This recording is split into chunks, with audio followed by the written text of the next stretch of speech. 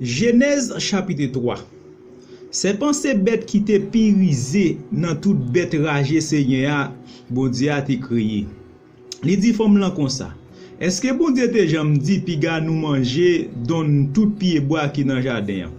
Femme lan répond serpent nous doit manger tout donne tout pied bois qui dans jardin. Mais quand t'as pour pied bois qui dans mi-temps jardin, bon Dieu dit piga nous manger la donne.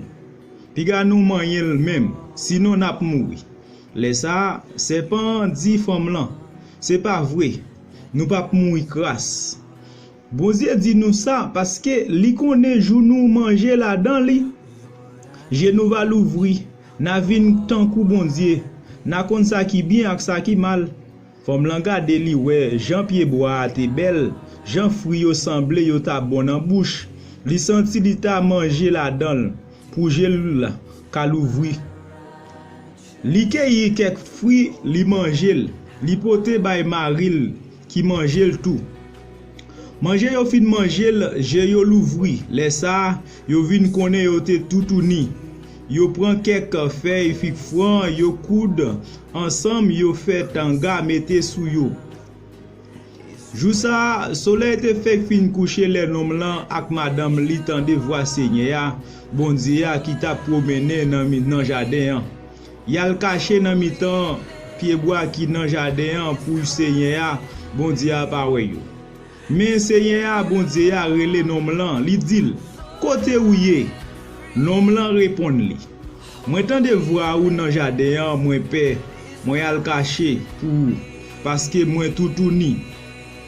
Seigneur bon Dieu a dit qui moun qui dit ou te tout ni. Est-ce que ou te manger fruit pied bois? Moi te dit ou pas manger ya? Nom lan répond. Femme ou te ban moyen, c'est lui même qui ban moins fruit pied bois pour manger et puis moi manger. Seigneur mon bon Dieu a mandé femme là. Pour qui ça ou fait ça? Femme là répond li, c'est pas moi non, c'est serpent oui qui prend tête moi qui fait manger. Seigneur bon Dieu a dit serpent comme ça. Peut-être ça ou fait ya ou m'a dit choné dans mi-temps toute bête jardin ak toute bête dans bois. Ou râler souvent tout. Ou manger poussière terre, jouk jou mouri. Ou même ak femme lan, m'a fait nous l'ennemi yon ak l'autre. Petite pal ak petite pa ou, ap l'ennemi tout. Petite pali, ap krasé te tout. Et puis ou même, ou ap model nan talon pied là. Li di femme lan, le wap fait petite, m'a fait souffrance ou vin pi red. Ou gen pour souffrir en pile, le wap accoucher. Wap toujours envie mari ou.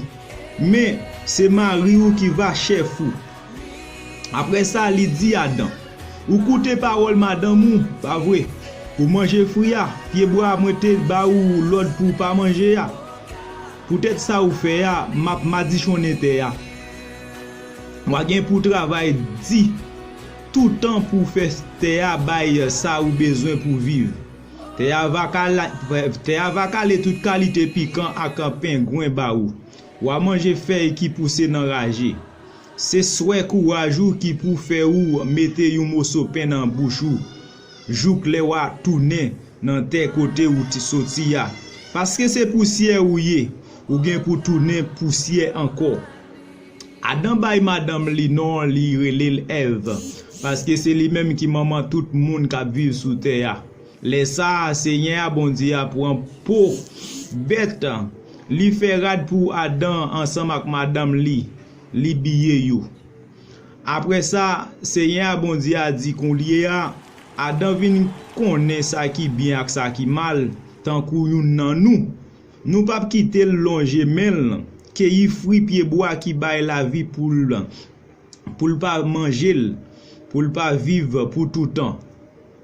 C'est comme ça Seigneur bon Dieu a mettez Adam dehors dans jardin Eden là, li voyer la travail te, même te bon Dieu te prend pour faire là. C'est comme ça li te mettez Adam dehors sous bon côté soleil levé dans jardin. Li mettez quelques anges chérubins avec manchette clairé coup di fè nan men yo.